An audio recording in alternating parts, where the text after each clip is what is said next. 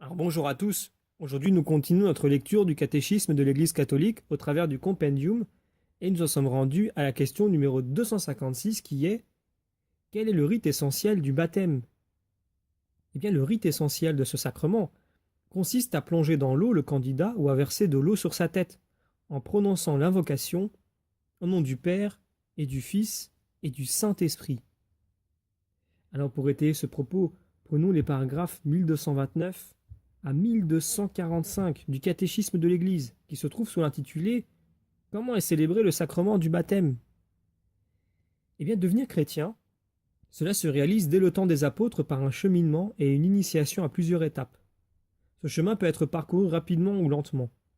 Il devra toujours comporter quelques éléments essentiels: l'annonce de la parole, l'accueil de l'évangile entraînant une conversion, la profession de foi, le baptême, l'effusion de l'Esprit Saint, l'accès à la communion eucharistique.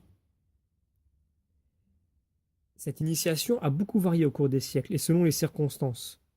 Au premier siècle de l'Église, l'initiation chrétienne a connu un grand déploiement, avec une longue période de catéchuménat et une suite de rites préparatoires qui jalonnaient liturgiquement le chemin de la préparation catéchuménale et qui aboutissaient à la célébration des sacrements de l'initiation chrétienne. Là où le baptême des enfants est devenu largement la forme habituelle de la célébration de ce sacrement, celle-ci est devenue un acte unique qui intègre de façon très abrégée les étapes préalables à l'initiation chrétienne. De par sa nature même, le baptême des enfants exige un catéchuménat post-baptismal. Il ne s'agit pas seulement du besoin d'une instruction postérieure au baptême, mais de l'épanouissement nécessaire de la grâce baptismale dans la croissance de la personne. C'est le lieu propre du catéchisme.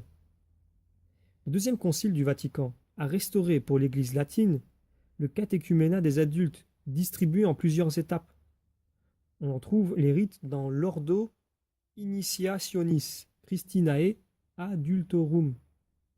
Le concile a par ailleurs permis que, outre les éléments d'initiation fournis par la tradition chrétienne, on admette en terre de mission ces autres éléments d'initiation dont on constate la pratique dans chaque peuple, pour autant qu'on peut les adapter aux rites chrétiens. Aujourd'hui donc, dans tous les rites latins et orientaux, l'initiation chrétienne des adultes commence dès leur entrée en catéchuménat, pour atteindre son point culminant dans une seule célébration des trois sacrements du baptême, de la confirmation et de l'Eucharistie.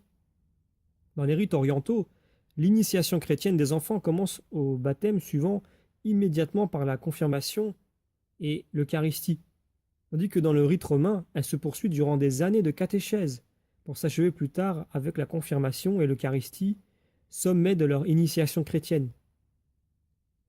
Les textes suivants se trouvent sous l'intitulé La mystagogie de la célébration. Le sens et la grâce du sacrement du baptême apparaissent clairement dans les rites de sa célébration.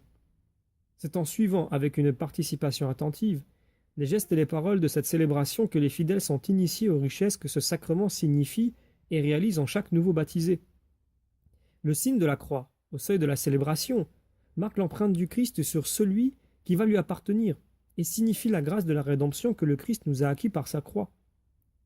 L'annonce de la parole de Dieu illumine de la vérité révélée les candidats et l'assemblée et suscite la réponse de la foi inséparable du baptême. En effet, le baptême est d'une façon particulière le sacrement de la foi, puisqu'il est l'entrée sacramentelle dans la vie de foi. Puisque le baptême signifie la libération du péché et de son instigateur, le diable, on prononce un ou plusieurs exorcismes sur le candidat. Il est loin de l'huile des catéchumènes, ou bien le célébrant lui impose la main, et il renonce explicitement à Satan. Ainsi préparé, il peut confesser la foi de l'Église, à laquelle il sera confié par le baptême. L'eau baptismale est alors consacrée par une prière d'épiclèse, soit au moment même, soit dans la nuit pascale. L'Église demande à Dieu que, par son Fils, la puissance du Saint-Esprit descende dans cette eau, afin que ceux qui y sont baptisés naissent de l'eau et de l'Esprit. Suit alors le rite essentiel du sacrement, le baptême proprement dit, qui signifie et réalise la mort au péché et l'entrée dans la vie de la Très Sainte Trinité, à travers la configuration au mystère pascal du Christ. Le baptême est accompli de la façon la plus significative par la triple immersion dans l'eau baptismale. Mais depuis l'Antiquité, il peut aussi être conféré en versant par 3 fois l'eau sur la tête du candidat. Dans l'Église latine, cette triple infusion est accompagnée par les paroles du ministre. Je te baptise au nom du Père et du Fils et du Saint-Esprit. Dans les liturgies orientales, le catéchumène étant tourné vers l'Orient, le prêtre dit: Le serviteur de Dieu, un tel, est baptisé au nom du Père et du Fils et du Saint-Esprit. Et à l'invocation de chaque personne de la Très Sainte Trinité, il le plonge dans l'eau et le relève. L'onction du Saint-Crème, huile parfumée consacrée par l'évêque, signifie le don de l'Esprit Saint au nouveau baptisé. Il est devenu un chrétien, c'est-à-dire oint de l'Esprit Saint, incorporé au Christ qui est oint prêtre, prophète et roi. Dans la liturgie des églises d'Orient, l'onction post-baptismale est le sacrement de la chrismation ou confirmation. Dans la liturgie romaine, elle annonce une seconde onction de Saint-Crème que donnera l'évêque, le sacrement de confirmation qui, pour ainsi dire, confirme et achève l'onction baptismale. Le vêtement blanc symbolise que le baptisé a revêtu le Christ, et ressuscité avec le Christ également. Le cierge allumé au cierge pascal signifie que le Christ a illuminé le néophyte. Dans le Christ, les baptisés sont la lumière du monde. Le nouveau baptisé est maintenant enfant de Dieu dans le Fils unique. Il peut dire la prière des enfants de Dieu, le Notre Père. La première communion eucharistique, devenu enfant de Dieu, revêtu de la robe nuptiale, le néophyte est admis au festin des noces de l'agneau et reçoit la nourriture de la vie éternelle, le corps et le sang du Christ.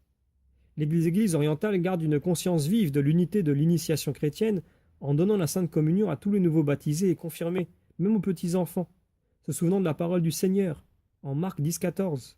« Laissez venir à moi les petits-enfants, ne les empêchez pas. » L'Église latine, qui réserve l'accès à la Sainte Communion à ceux qui ont atteint l'âge de raison, exprime l'ouverture du baptême sur l'Eucharistie en approchant de l'autel l'enfant nouveau baptisé pour la prière du Notre Père.